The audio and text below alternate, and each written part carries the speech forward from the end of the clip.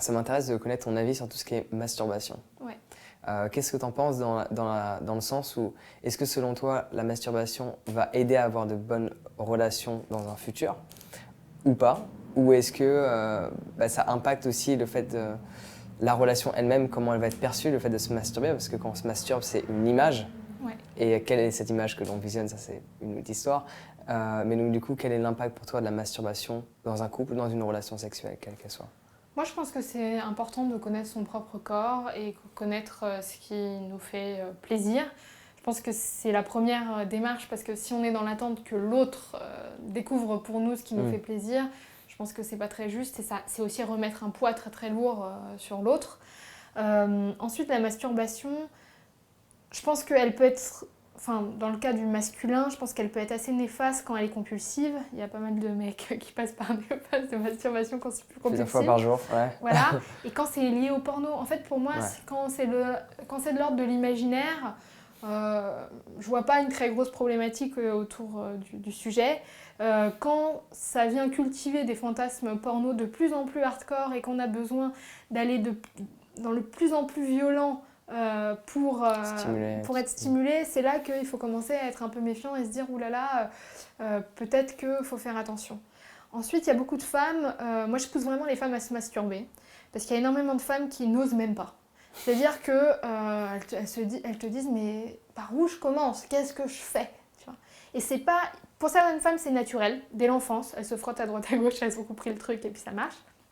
Puis il y en a d'autres qui ont peut-être vécu dans des familles plus ou moins religieuses, qui avaient tellement peur de se faire choper qu'aller explorer ça, c'était même pas une option, c'était trop de risques.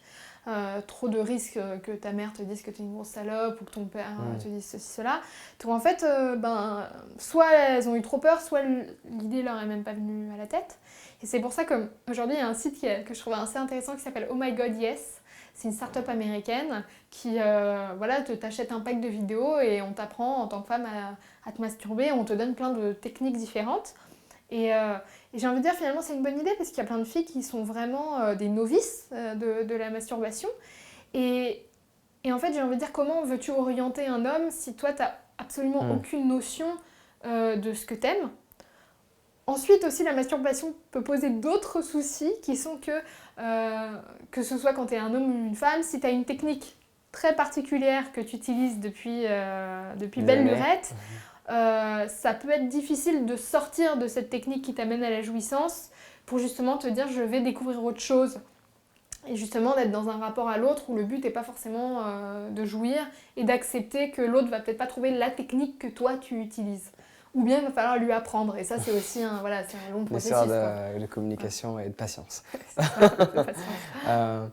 Et donc, du coup, quand c'est... parce que dans mon expérience, on va dire d'homme classique de base, donc pornographie, masturbation, tiers de la vague, je sais pas comment on dit ça, voilà, classique, l'excès dans tout en fait. Ouais. Puis différentes consciences se sont développées au fur et à mesure du temps.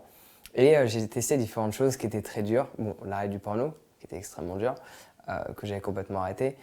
L'arrêt de la masturbation, qui était encore plus compliqué que l'arrêt du porno. Bon, j'ai repris par moments, mais plus à la même intensité, c'est-à-dire plus tous les jours.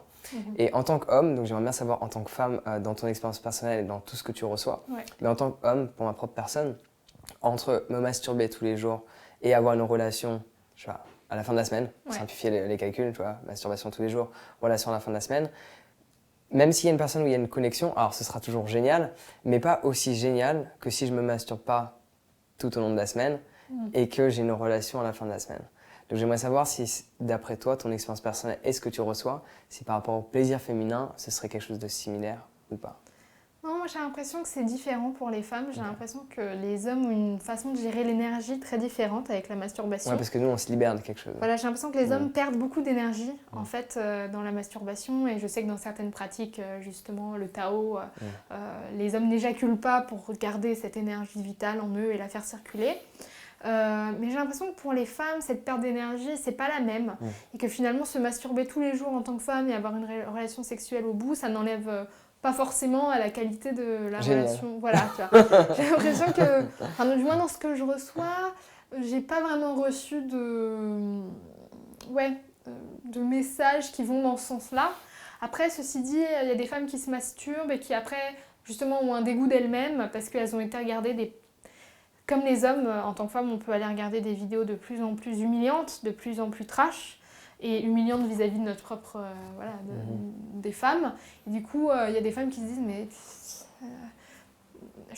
qu'est-ce que je vais regarder des vidéos où tu as des mecs qui frappent des filles, et en fait, j'ai joui en regardant ça.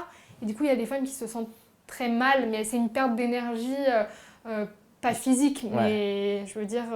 émotionnel, peut-être relié aux images qu'elles ont perçues. Voilà, c'est ça.